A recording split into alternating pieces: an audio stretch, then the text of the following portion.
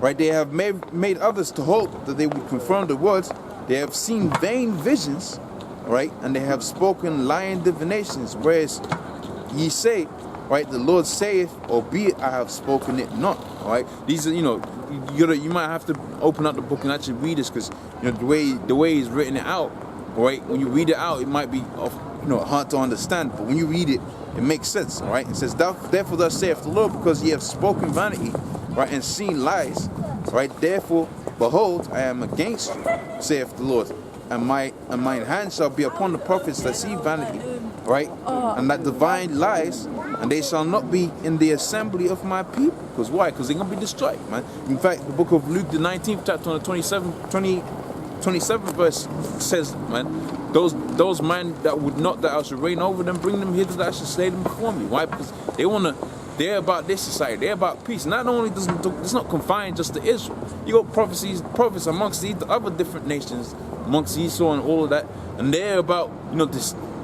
They might be they might be sincerely wicked. And you got preachers and pastors and so on and so forth. The guys that run these so-called churches that the Jakes be founding. All right, they actually believe in that stuff. But see, you're going to see in the scriptures that they ain't the ones, man, because history has showed us that the real prophets of the Most High has always come up against kingdoms, man, and great kingdoms at that. All right. So it says there, I'll finish off this verse, and it says, mine hand shall be upon the prophets that see vanity and divine lies, and they shall not be in the assembly of my people, neither shall they be written, right, in the writings of the house of Israel, all right, and neither shall they enter into the land of Israel. Ye shall know that I am the Lord. Okay, now let me go to the book of Jeremiah, the 28th chapter, and the 8th verse.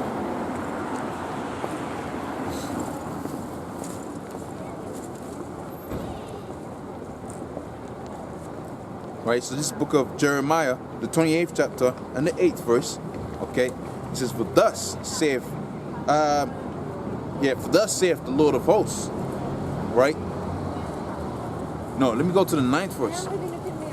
28 and 8.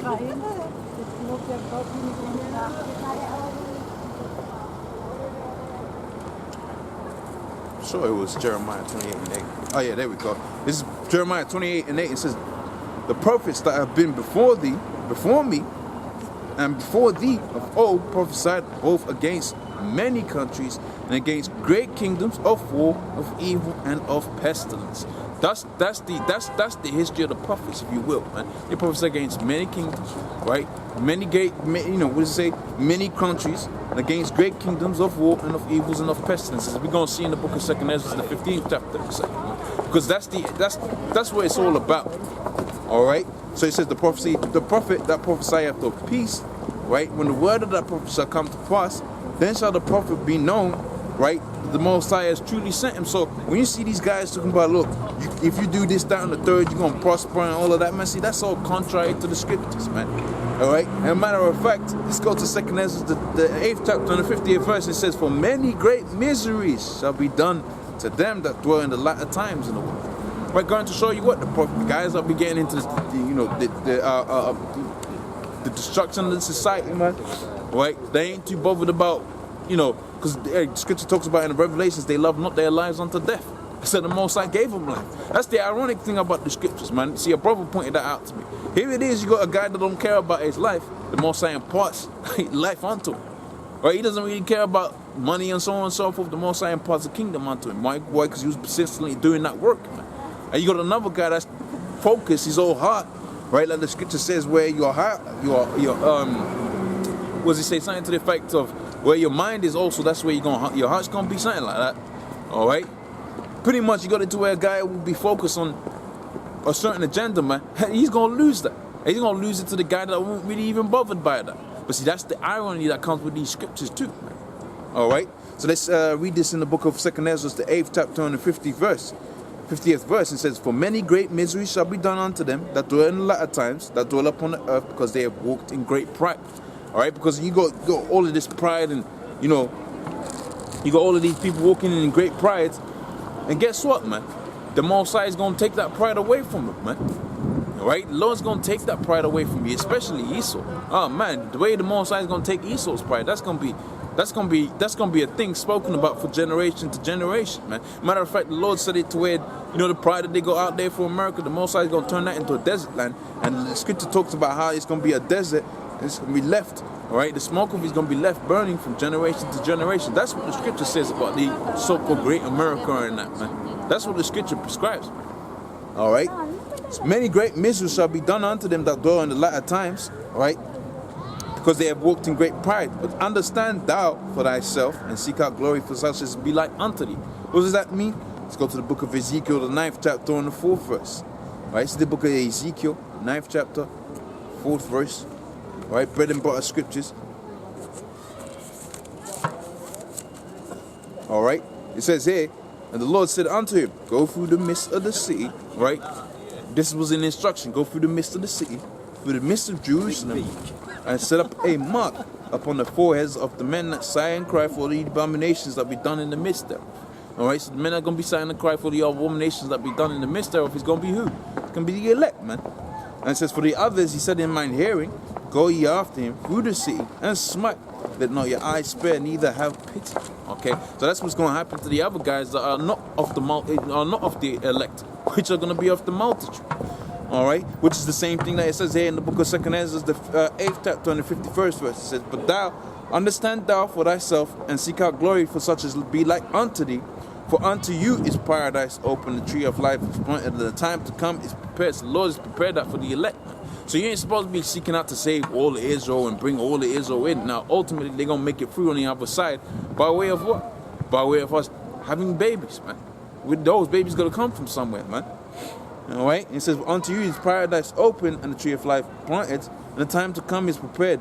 Plenteousness is made ready. All right, a city is built, and it says, and rest is allowed. All right, so you got Jake out here working. Yeah, you got certain Jakes that work a couple of jobs, man. Right, you go to them Israelite neighborhoods right out there in Tottenham and Manor House, all them places there, man. You will have the parent working all kind of mad hours, 60 hours, man, maybe even 70 hours a week. All right, but see, the scripture says when the Most High sets this up, that's when perfect rest is gonna be allowed, man. All right, so it says there, and perfect rest is allowed. Yea, perfect goodness and wisdom. It says, and the root of wicked is sealed up. Let me jump to the 9th verse. 2 Ezra 9:1. It says, and he answered me and said in mine hearing, measure the time diligently in itself. And when thou seest part of the signs pass, which I have told thee, therefore shalt thou understand it is in the very same time when the hire shall begin to visit the world. Okay, so that goes back also to link up with 2 Peter's 3rd chapter when he was talking about hastening the day, man. All right, so he told the man Ezra here, or he said, you gotta hasten the day. You gotta hasten the day. And you gotta measure the times diligently within itself, man. You gotta look in, see if there's, what's happening out there in terms of celestial signs. Are you seeing things that you don't regularly see? All right, namely like chariot sightings, right? Celestial bodies out there in the sky. Those were all signs, right? Those were all going to be signs that the Lord was coming to pass. What the Lord had set forth was coming to pass, brother. All right. Another example of that is the earthquakes, right? Tribulation, all of that. Those were all the beginnings of what? Of sorrows, man. Of the fact that the Lord was going to come back and redeem His people and destroy the wicked, man. Those are all the things that you're supposed to be watching out for. And guess what? A lot of that stuff has already happened, man. Hell, a lot of those prophecies already been fulfilled, man. There's been all kind of earthquakes, man. All right? There's been all kind of sorrow, man. All right? We're in a time when the Lord is beginning to return, and you got it to where certain guys want to be comfortable. All right? They want to be comfortable in this society, man. All right? But see, they're going to be destroyed with this, right along with this, man. Right, and it says there in the 3rd verse, therefore, when they shall be seen earthquakes and uproars of the people, which we just seen all over the place, all right, in the world, right, then shalt thou well understand that the Most High spoke of these things from the days when thou from the days that they were before thee, even from the beginning. For like as all things is made in the world and hath the beginning and the end, and the end is manifest. So the times that also the Most High have plain beginnings in wonders and powerful effects, right, and signs, man. Okay, and everyone that shall be saved shall escape by his works and by faith. All right, because faith is dead without works. So you're gonna come out here, right? So nowadays works in terms of keeping the law. All right, but see, if you was under the law, guess what? You're gonna be destroyed, man. Because we all wicked, man. All right, but we do our best to be as righteous as possible, man. All right, but it says here, man. Everyone that shall be saved shall escape by his works and by faith. Okay, so works coming out here doing the work, whether it's in season or out of season, man. All right, so you got guys that take time out. So how you gonna be saved by your works? You ain't got no works, or you got a little bit of works. All right, and whereby they believed. All right, and they shall be preserved from the said perils, and they shall see my salvation in my land, within my borders, for I have sanctified them for me from the beginning. So the people that are gonna make it out of this, they've already been selected from the foundations of the earth, right, to be sanctified out of this place. Right, 2nd Ezra the 15th chapter, because I quoted it a little bit earlier on. I wanted to hit on that a little bit.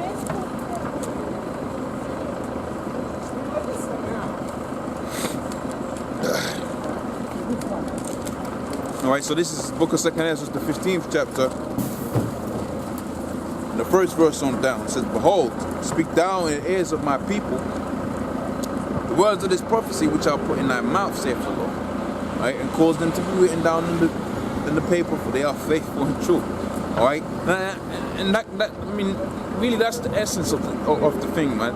That's the essence of the lesson, man, or the camp, or whatever. All right, Most High has written forth a judgment. All right, what's going to happen out there in the future?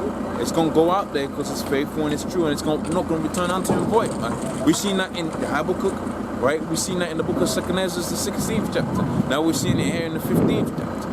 All right, so it says here, because they are faithful and true. And it says, cause them to be written in the paper, for they are faithful and true. Fear not the imaginations against thee, and let not the incredulity of them that trouble thee and speak against thee.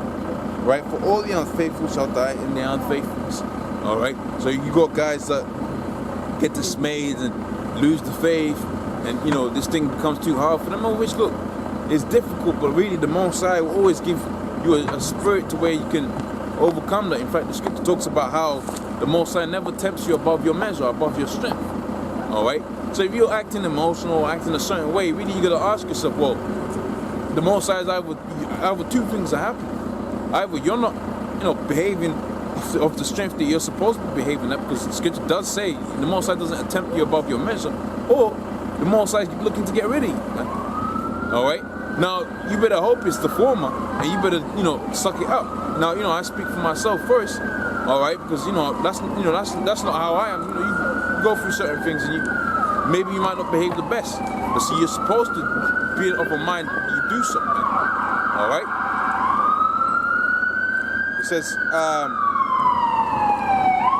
for all the unfaithful shall die in their unfaithfulness. It says, behold, saith the Lord, I will bring plagues upon the earth, the sword, famine, death, and destruction. For the wickedness hath exceedingly polluted the earth, right, and their hurtful works are fulfilled, right? So you got wickedness polluting the earth. Because why? Because the wicked are in rouge, right? You can see that in the book of Maccabees. Book of First Maccabees 1 and 7, and you can see when these devils came into power, man, you had all kind of wickedness running. Right, so this is Maccabees 1 and 7. It says, so Alexander reigned 12 years, and then he died. All right, and it says, and his servants bare rule everyone in this place. Talking about Ptolemaic Empire, the Seleucid Empire, and I forget the other one. Pretty much Alexander's so-called generals. Alexander was after he died of gout or syphilis, I forget what he died of. All right, they set up a dynasty and split his kingdom into the three into the three of them. All right, and the most renowned one was the Ptolemaic Empire, because they went out there into Egypt, took over the Egyptians, right? And they said pretty much they did what they do all the time. They said they put their monetary system in there. Right, set up Serapis Christus, so pretty much making themselves out to be gods and so on and so forth, man. Usual thing, man. Standard procedures, okay? It says,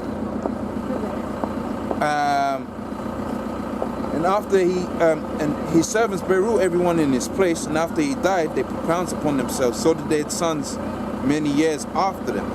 Here's what it says: and evils were multiplied in the earth. All right. So when these Edomites, these Greeks, right, these Alexandrians, if you will, all right, when they came into power, guess what? Wickedness, flourished on the earth, man. All right, and they're the same power still. There's the same people that are still in power right now, man.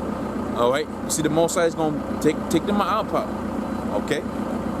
So it says there, back in the book of 2nd Ezra, the 15th chapter, and 6th verse, it says, for wickedness has exceedingly polluted the whole earth.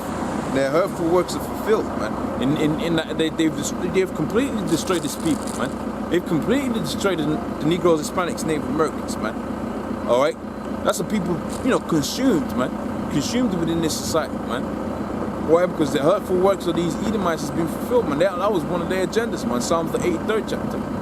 All right, that was one of the things that they set out to do, to take away the name of Israel. That was, meaning to say this is the only captivity that we've been in, where we didn't know that we was the Israelites.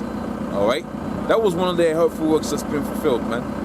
All right, so this is the only kingdom, this is the only society we've been in. All right, this is the only enslavement we've been in. We didn't know that we was the children of the Most High, man. All right, not only that, they polluted the food, right, polluted the water, polluted the air, right. To do what? To try to bring down the world into a manageable status, because this all goes back onto a birthright, in that they still want to obtain their birthright, and they were trying to obtain it by carnal means, man. All right, but see, the scripture talk about how Esau was going to live by the sword, and ultimately he's going to die by his own instruments, man. All right. So it says there, in the 7th verse, it says, therefore saith the Lord, I will hold my tongue no more touching their wickedness which they profanely commit, letting you know that's Esau, because the scripture talks about how in Hebrews, how there was no more person more profane than Esau, okay, which they profanely commit, neither will I suffer them in those things which they wickedly exercise. Right? Behold, righteous and innocent blood crieth unto me, and the souls of the just complain continually. Because why? Because the men that died within this truth, man. All right, they're out there in the spiritual realm, basically praying unto the Most High that He takes this man out of power, man. But they basically hastening the day, man. All right, it's a damn shame you got guys out here that are on the earth, they're actually living through, this traumatic experience that we're going through, man. And for all intents and purposes, they're looking to further their agenda within this system. All right, and you got it to where the real guys that did it, they're out there in the spiritual realm praying for this system to be destroyed, man. That goes to show you our people is all kind of wicked, man. All right, matter of fact, going to show you that nothing is new underneath the earth. This is back in Maccabees, the 1st chapter, right? And it says in the 11th verse, and this is exactly what's happening now, man. All right, it says, in those days they went out of Israel wicked men, who persuaded many, saying, let us go make a covenant with the heathens, a 501c3, all right?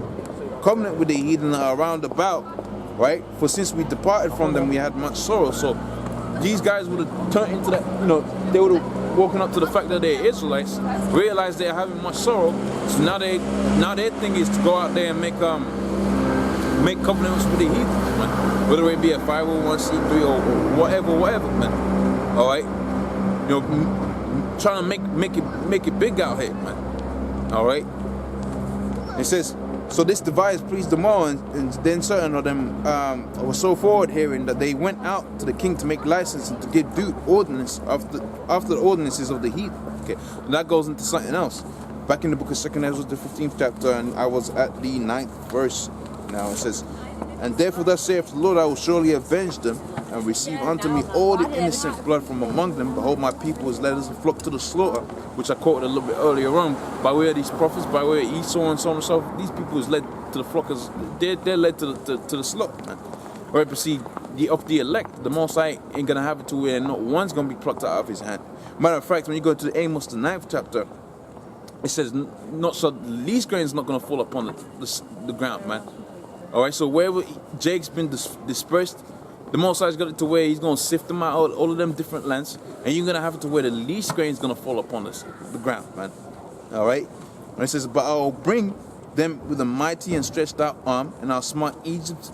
We've seen what Egypt is. We already know what place that is, right? With plagues as before. It's letting you know as before. But see, why is Egypt for now? Right now, Egypt's like a desert wasteland. So it's going to be talking about a different place. That place now is America, and we've seen that in the book of Deuteronomy, the 28th chapter, the 68 verse, and what was it?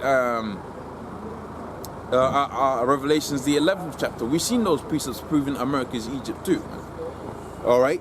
So it says the Most High said it will bring them with a mighty and stretched forth arm and smite Egypt as before and destroyed all the land thereof. Okay. And it says Egypt shall mourn, for the foundation of it shall be smitten with plagues, and the punishment of the Most High shall bring upon it.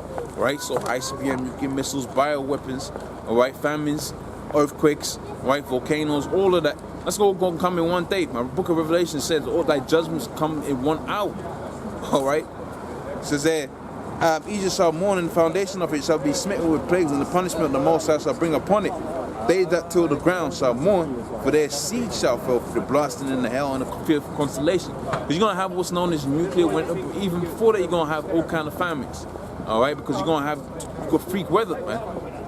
All right. Because why? Because that was going to be one of the signs the Lord was returning, man. Right, whether it be all kind of storms, right, all kind of messed up weather, man. That's all signs that the Lord was coming back, man. All right, and it says, woe to the world and them that dwell therein, for the sword and their destruction draweth nigh. One people shall stand up to fight against another people. Because why? Because it's going to have, for they shall be sedition among men, invading one another. They shall not regard their kings nor princes, and the cause of their actions shall stand in their power. So